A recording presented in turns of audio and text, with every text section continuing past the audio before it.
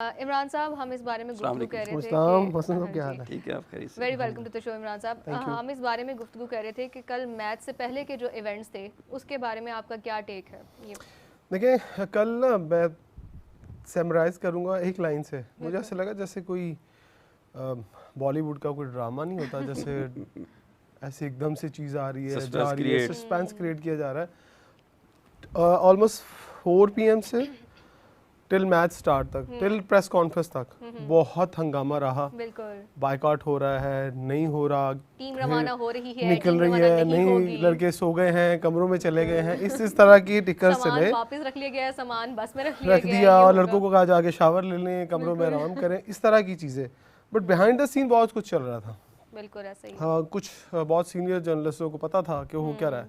इन बहुत सारे लोगों ने प्रेडिक्ट कर दिया था कि ये एक प्रेशर बिल्डअप किया जा रहा है।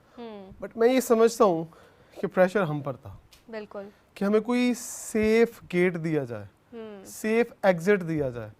हमने जो हार्ड लाइन ले ली थी ना, वो किसी भी सूरत हमारे लिए अच्छी नहीं थी। वो डिसीजन अच्छा नहीं था। वो बोल्ड डिसीजन कभी कभी आपके अच्छे होते हैं, लेकिन इतना बोल्ड डिसीजन जो कि क्रिकेट से रेलेवेंट जितने भी लोगों को आप पूछेंगे। पाकिस्तान कि उसने यूएई और ओमान को भी अपने साथ एक खड़ा कर लिया था, एक मतलब जिसे कहते हैं ना कि उसको अपने कॉन्फिडेंस में ले लिया था, कि शायद इसी वजह से जो है इतनी डिले था कि आईसीसी भी एक प्रॉपर वो स्टेटमेंट नहीं दे रहा था और इस तरह के आपको क्या लगता है कि ओमान और यूएई बायकॉट करते थे आपके साथ? ऐसा तो नहीं, बायकॉट तो नहीं करता था, लेकिन एक थोड़ा बहुत ले रहे थे आपके साथ। यही है कि तो वही होता ना कि अगर आप बायकॉट करते तो कहते हाँ हमारा भी बायकॉट है, तो फिर एशिया कप डैमेज होता। बिल्कुल, ये कभी भी नहीं होता कि ओमान और यूएई आपके साथ ये स्टैंड ले लेते कि बायकॉट।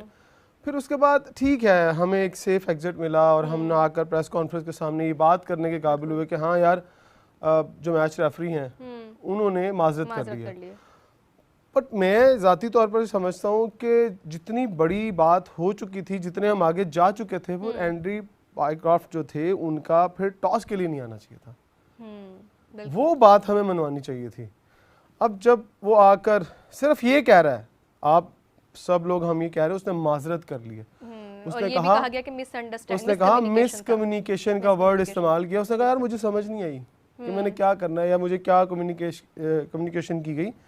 तो यहाँ पर मोहसिन साहब बैठे, अगर इस बात को माजरत कहा जाता है तो मैं कहता हूँ कि ठीक है माजरत है। मुझे तो लगता है, अगर मैं एक स्टूडेंट ऑफ क्रिकेट ये बात को देखूँ तो ये माजरत नहीं है। इसको मिसअंडरस्टैंडिंग की जुमरे में डालकर अक्सर हम केसेस में कहते हैं कि यार इसको ना ज़रा शक का फ़ायदा उठाकर हम इस मुल्ज़िम को बरी कर देते हैं। उसमें साहब सॉरी टू कट यू, लेकिन ना जिस वक्त आप लफ्ज़ बोलते हैं ना माजरत, तो ये हमारी भी मिसकम्युनिकेशन है ना, एक कि हम उसको प्रॉपर माजरत समझ के हमने उसको एक्सेप्ट भी कर लिया। बार बार रास्ता ही नहीं ना, हमारे पास रास्ता नहीं था। आप देखिए, जब आप लफ्ज़ यूज़ करते हैं ना माजरत का, इसका मतलब गलती है।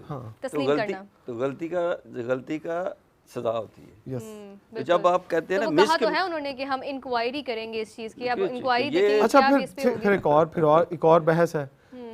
कभी भी कोर्ट से जब स्टे लिया जाता है तो वो मामला वहाँ पर रुक जाता है टिल जब तक कोई डिसीजन ना आ जाए, स्टेटस को हो जाता है। तो फिर आपको मैच रेफरी को साइड लाइन करना चाहिए था, ताकि भाई अगर इंक्वायरी हो रही है तो इंक्वायरी के अगर इंक्वायरी में ये बात साबित हो गई कि एंड्री बायकॉट जो था वो सही था, उसने मतलब डिसीजन सही लिया और वो गिल्टी नहीं था, तो फिर आप कहाँ स्टैंड करेंगे?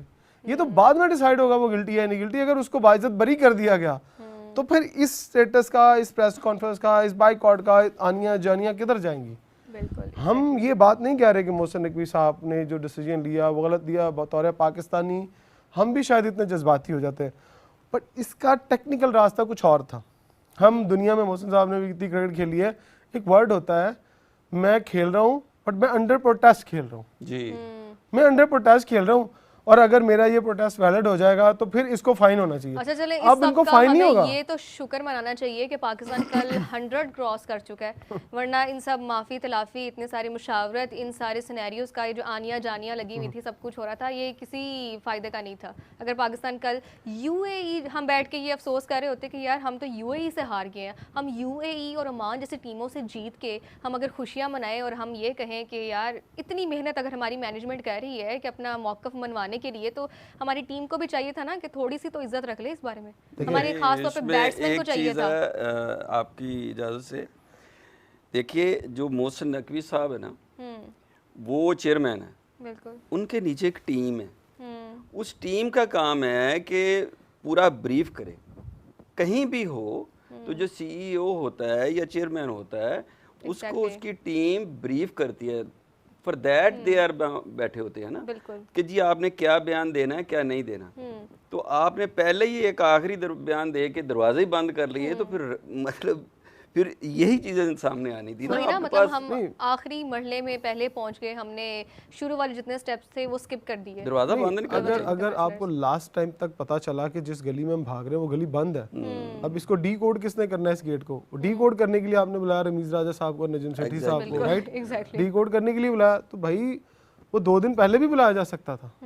फिर मुझे लगता है किसी समझदार सियाने बंदे ने आपको कहा कि लेकिन अगर देखा जाए तो हमने इतना सडन रिएक्शन तो नहीं किया था, वजन इधर-उधर तकसीम कर ले। लेकिन हम अगर देखा जाए हमने इतना सडन रिएक्शन तो नहीं दिया था, मतलब हम ग्राउंड में बैठे बैठे तो हमने कोई रिएक्शन नहीं दे दिया था, कोई एक्शन नहीं लिया था। ये एक्शन लेने में एक प्रॉपर टाइम लगा। अगर आप हारते अच्छा नहीं खासा ना, टाइम अगर डिले से हुआ ये आप अगर इंडिया से हारते नहीं ना तो यहाँ तक नौबत ही ना आती। एग्जैक्टली, ठीक है। एक और चीज, रमीज राजा साहब की टॉक कोई गौर से सुने, अगर आपने सुनी हो तो उनकी गुफ्तगू के अंदर ब्लेमिंग जो है ना वंस अगेन पाकिस्तान टीम पर है। उन्होंने कहा कि आपको अगर कुछ अचीव करना है ना तो अपनी परफॉर्मेंस को बेहतर करके अचीव करें, दुनिया को जवाब देना है तो अपने बल्ले से खेल कर दें कि आप बेटर हैं। ये पॉलिटिकल चीजों में नहीं पढ़ना चाहिए। उनका जो हो गया हो गया। वो बातों बातों में ये बात मोहसिन नकवी साहब को कह गए हैं, और मुझे लगता है, ये मेरी एक प्रेडिक्शन है, राय है, कि शायद रमीज राजा साहब पाकिस्तान क्रिकेट बोर्ड में एक बहुत बड़े ओहदे पर, एक चेयरमैनशिप के बराबरी के ओहदे पर बहुत जल्द आपको दिखाई दें। उसके लिए कोई कानूनी रास्ता बनाया जाएगा। माइट भी कि वो को चेयरमैन के तौर पर पाकिस्तान क्रिकेट बोर्ड में काम डिप्टी प्राइम मिनिस्टर, यस, वो को चेयरमैन के तौर पर काम करेंगे। के हालात चल रहे हैं, मेरे ख्याल से बहुत ज्यादा सर्जरी की जरूरत है। अब तो मेजर सर्जरी की फुल टाइम बंदा चाहिए जो वहाँ डिसीजन ले सके टाइमली, क्योंकि एक बंदा जो वजीर दाखिला है उनके पास ऑलरेडी बहुत बड़ा बोझ है, मुल्क जिन पोजीशन से गुजर रहा है। ऐसे हुआ था, वकार यूनुस साहब जिस दिन बैठे हुए थे उनके राइट पर, सलमान नसीर साहब लेफ्ट पर बैठे हुए थे शायद, तो उन्होंने आकर कहा कि मैं बहुत बिजी होता हूँ, तो वो आप निकाल के देख लीजिएगा, यही पढ़ते सॉरी। तो अब मेरी आज के बाद जितनी भी क्रिकेट के हवाले से चीजें हैं वो वकार यूनुस साहब देखेंगे और सब सारी भागदौड़ यही संभालेंगे। क्रिकेट के जितने बड़े डिसीजन होंगे वो ये लेंगे। But within I think week and 2 weeks वो डिसीजन हो गया था, वो वापस हो गया था कि लोगों ने कहा है वो, मुझे वो इनसाइड स्टोरी भी पता है, वो मैंने समा के प्लेटफॉर्म पे बोली भी थी कि वो क्यों हुआ था और फड्डा किससे हुआ था, लड़ाई किससे हुई थी, क्या क्या हुआ था उस दिन उस कमरे में, और हम उसको रिवील कर चुके हैं। इतना बड़ा जो उनको लोगों ने बर्दाश्त नहीं किया। लोगों ने कहा यार तुसी इन्हू ले आ रहे थे, फिर मेनू क्यों रखा? फिर वो चीज़ हुई। फिर ये रमीज राजा साहब आकर, क्योंकि कल नजम सेठी साहब जो थे ना, वो जब उन्होंने मीडिया टॉक खत्म हुई तो नजम सेठी साहब चले गए थे, और उन्होंने मीडिया टॉक भी जो की है वो फॉर्मेलिटी पूरी की, 2-3 लफ्ज बोल के निकले। नजम सेठी साहब को मोहसिन नकवी साहब ने गाड़ी में बिठाया और अलविदा किया, बट रमीज राजा साहब नहीं गए। रमीज राजा साहब दोबारा से मुझे लगता है बैठे और गुफ्तगू हुई, क्योंकि रमीज राजा साहब बहुत क्रिटिक्स करते थे, बहुत तनकीद करते थे उनके ऊपर। इससे अंदाजा लगाया जा सकता है कि हो सकता है आने वाले दिनों में हमें एक बड़ी खबर सुनने को मिले। बल्कि मोहसिन नकवी साहब के जो लोग हैं वो ये बताते हैं कि वो बहुत नाराज़ होते हैं कि जब रमीज राजा साहब अपने इंटरव्यूज में, अपने जो तज्जियों के अंदर वो मोहसिन नकवी साहब को बहुत लताड़ते थे, वो तो पाकिस्तान को ये क्या कर रहे हैं, तो वो पाकिस्तान को भी लताड़ते थे। तो उन्होंने कहा ये डिसीजन चेयरमैन साहब को नहीं करने आ रहे। तो कल फिर जब मिले तो उन्होंने कहा, मोहसिन साहब पूछा होगा कि आप बताएं हमारी टीम जो है वो नौबत यहाँ तक ले आई है, बताएं कैसे होगा। उन्होंने कहा मैं दस, उन्होंने कहा आप आ जाएं फिर मेरे साथ। अब ये टीम नहीं संभाली जा रही है, अब आगे इसको कुछ ना कुछ करना पड़ेगा। अब जैसा कि आपने कहा है कि ऐसा तो नहीं कि जैसे रमीज राजा साहब ने भी कहा कि अगर आपने अपनी बात मनवानी है तो आप दुनिया को बैटिंग करके दिखाएं, खेल के दिखाएं। अब इस तरह तो नहीं है जैसे हमारे साइम अयूब कह रहे हैं कि अगर बैटिंग में नहीं चले तो 1-2 आउट कर दिया तो हाँ ठीक है, टीम में हमारी जगह पक्की रहेगी। अब ये सिनेरियो तो नहीं हमारे साथ सकते ना। बहुत बड़ा एक कमेंट शाहिद खान आफरीदी लाला ने बोला जब उन्हें पूछा गया कि शाहीन शाह आफरीदी छक्के बहुत मार रहे हैं, उन्होंने कहा मुझे इससे रन्स नहीं चाहिए, मुझे इससे विकेट चाहिए। क्या साइम अयूब के बारे में किसी ने बात की कि आप खेल रहे हैं पाकिस्तान के एज ए ओपनिंग बैट्समैन तो आप आउट कर रहे हैं, या तो फिर उनका जो क्राइटेरिया है, जो उनकी डोमेन है, उसके ऊपर लिख दिया जाए। आगे लिखा था ना स्पेशलिस्ट बैट्समैन, बैटिंग ऑलराउंडर या बॉलिंग ऑलराउंडर। फिर साइम अयूब के आगे जो आपने 2 लाइनें वर्ड लिखने वो लिखे bowling allrounder. Not batting allrounder. 6वें नंबर पे आ जाओ फिर। और आप नंबर अपना नीचे लेके आए और किसी ओपनर को जगह दें, वो जाके अपनी जगह पर खेलें। यही ना, तो हम वही एक्सपेक्ट कर रहे हैं कि हम नेक्स्ट मैचेस में शाहीन अफरीदी से ओपनिंग करवा दिया करें, उनसे हम बॉलिंग करवा लिया करें। जब आप एक बंदे को जिस वक्त देखे, जो बॉलर होता है ना वो बॉलिंग पे तवज्जो देता है, जो बैट्समैन होता है वो बैट्समैन पे तवज्जो देता है। अब बॉलर से बॉलिंग एक्सपेक्ट कर रहे होते हैं। अब शाहीन अफरीदी के 30 रन को गिन के अपनी टीम के 140 रन नहीं गिन सकते, आपने 100 ही गिनना है। बिल्कुल एक बात। दूसरी बात है कि इस तरह जब एक रात को अगर मैंने क्रिकेट खेली है, इमरान साहब ने खेली है, मुझे ये बताएं कि अगर मैंने सुबह बैटिंग करनी है तो मैं सारी रात बैटिंग पे तवज्जो दूंगा ना कि पिछले मैच पे मैंने क्या किया, अगले पे मैंने क्या किया। मैं ऑलराउंडर थोड़ी हूँ। मैंने तो अपनी गलतियों को, अपने आप को, अपने जिस्म को, दिमाग को समझाना है कि सुबह मैंने ये मिस्टेक दोबारा नहीं करनी। अच्छा, अगर हम मोहसिन साहब ये देखिए कि अगर हम जैसे साइम अयूब की परफॉर्मेंस की बात कर रहे हैं कि हमने अगर उनसे ओपन नहीं करवाना तो आगे लाइन में हमारे पास इतनी अच्छी कोई ऑप्शंस नहीं है। आज आके अगर हम देखते हैं नहीं, तो हमारे तमाम पास तो मैचेस सिर्फ में ओपनर ही हैं। हमारे पास हमारे तो वाइट बॉल के सारा रेड बॉल खेलता है। फखर जमान आते हैं, वो काम कर देते हैं। उसके अलावा और कौन है? मुश्किल से डबल फिगर में आउट होता है, 20 अबव तो क्रॉस करते ही नहीं है हमारे देखिए बैट्समैन ना, आपने ओपनर्स। ये जो बात फखर की कर रही है ना, ये डिसीजन आपने कब किया था? आप जब आपने एक बंदे को फॉर्म में लाने के लिए, मैं पहले भी बात कर चुका हूँ कि आपने मोहम्मद हारिस का नंबर शिफ्ट किया ऊपर और फखर का नंबर चेंज करके चौथा किया, और जब आप उसने वहां पर 50 कर दिया हल्की टीम के अगेंस्ट, फिर आपने इंडिया के अगेंस्ट भी वही डिसीजन किया। और क्या किया भाई, फखर का एक डिफरेंट केस है, वो सिर्फ सर्कल में आपको फायदा दे सकता है, जो कि सर्कल का स्पेशलिस्ट प्लेयर है।